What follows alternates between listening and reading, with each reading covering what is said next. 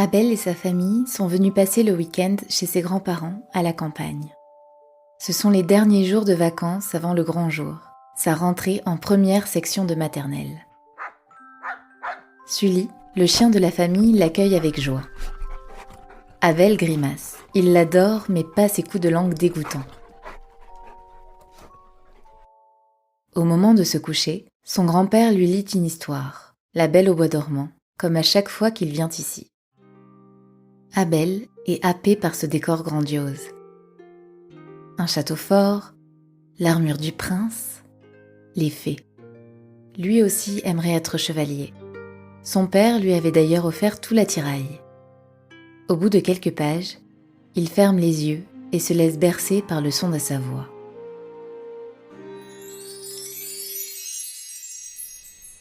Après une journée épuisante passée à combattre des ennemis, Abel s'est assoupi sur le tronc du plus grand chêne des environs, bercé par le doux bruit du cours d'eau environnant.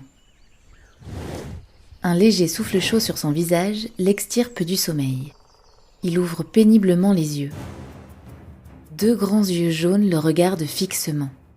Le cœur battant à 1000 à l'heure, Abel tente de retirer discrètement son épée du fourreau, mais sa position assise rend cette tâche difficile.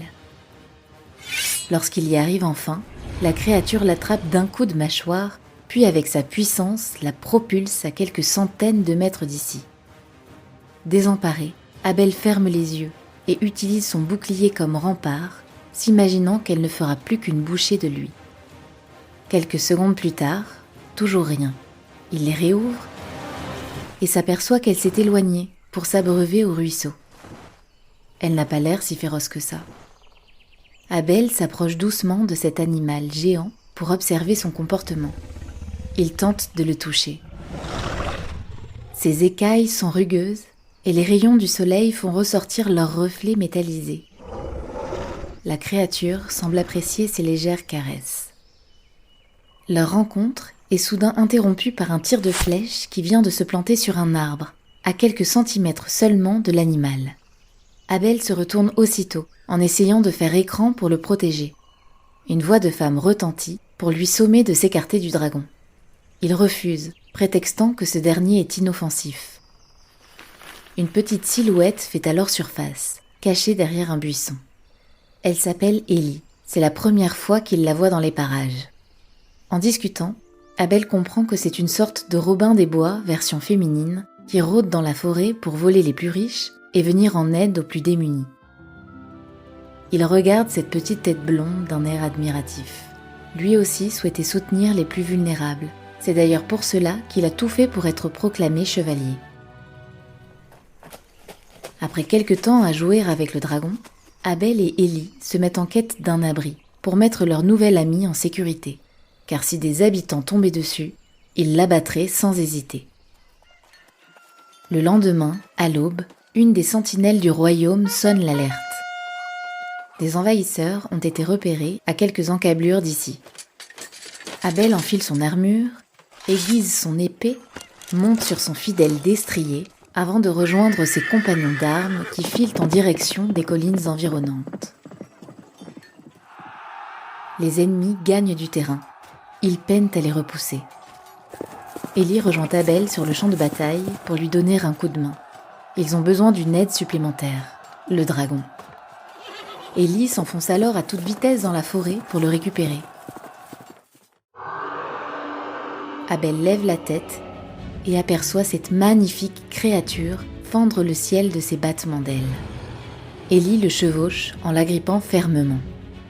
Effrayés, les envahisseurs rebroussent chemin sous une pluie de flammes. De retour au village, la foule acclame ces héros d'un nouveau genre.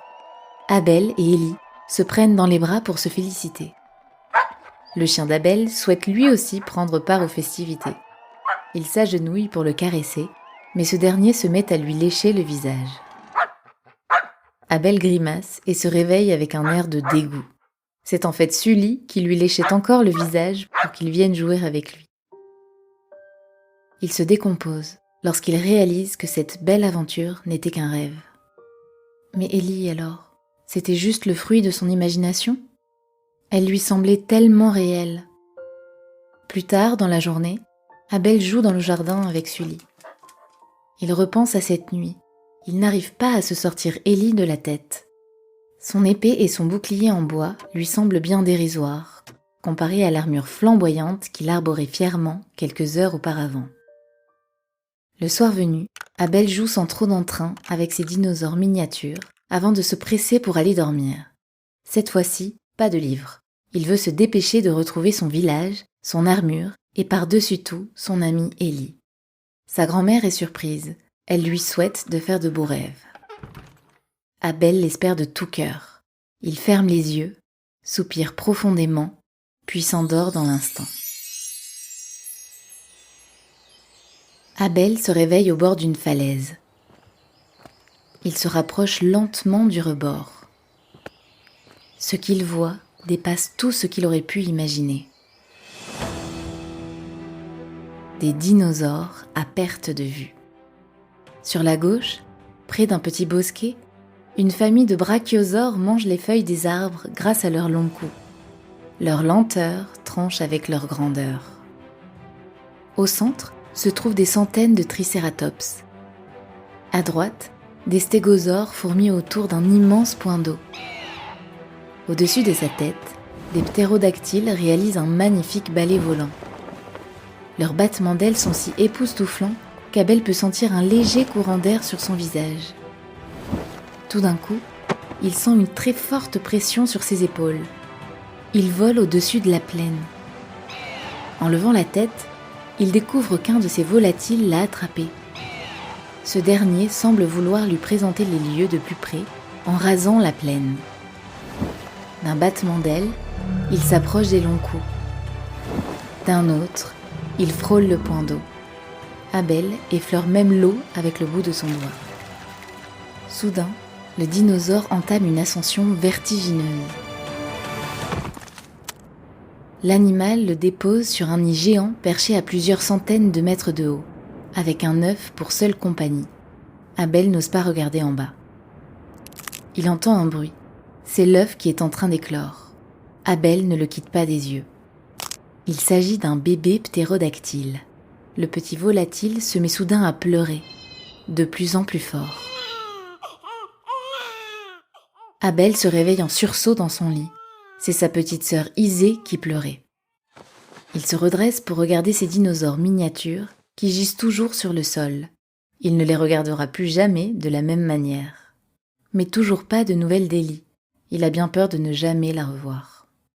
Après une journée à peindre, jouer avec Sully et se balader dans les vignes, Abel a enfin réussi à se changer les idées.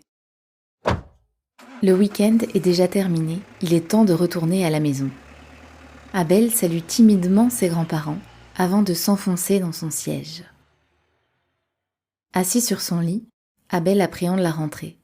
Sa mère reste quelques instants près de lui pour le rassurer le temps qu'il s'endorme. Le navire vient de quitter les amarres. Abel hisse le drapeau tout en haut du mât pour signaler un nouveau départ à l'aventure. Ses parents, les pirates les plus réputés des environs, ont décidé de partir loin pour explorer de nouvelles contrées. Après plusieurs jours d'une traversée éprouvante, ils débarquent enfin sur l'île. Son père sort une hachette pour leur frayer un passage dans l'épaisse forêt qui borde la plage. À mesure qu'ils marchent, ils découvrent de nouveaux paysages, de nouvelles plantes, de nouveaux oiseaux. Abel a cru entendre quelque chose. Il se retourne et voit un petit singe assis par terre, les yeux rivés sur lui. Il lui fait signe de se rapprocher. Ce dernier, visiblement confiant, monte sur son épaule. Ils font un bout de chemin ensemble. Le petit animal redescend avant de s'enfoncer dans la forêt. Quelques heures plus tard, ses parents s'arrêtent dans un recoin moins arboré et décident de se construire un refuge ici. Ces nouveaux bruits attirent les regards, puisque des dizaines de gorilles intrigués encerclent désormais la famille. D'abord effrayé, Abel est soulagé lorsqu'il reconnaît son compagnon de route. Le petit animal court en sa direction et se pose à nouveau sur son épaule. La tribu de primates semble valider la présence d'humains sur leur terre. Le soir venu, Abel et sa famille, une sonnerie le ramène brusquement à la réalité, mettant fin à son rêve. Abel préférerait se rendormir pour continuer à rêver plutôt que de faire sa rentrée des classes. Arrivé devant l'école, Abel suit ses petits camarades sans sourciller. Son père, soulagé, le laisse alors filer sous ses yeux rougis. La maîtresse demande aux enfants d'accrocher leur manteau. Abel s'exécute machinalement quand tout à coup, une petite main lui tapote le bras.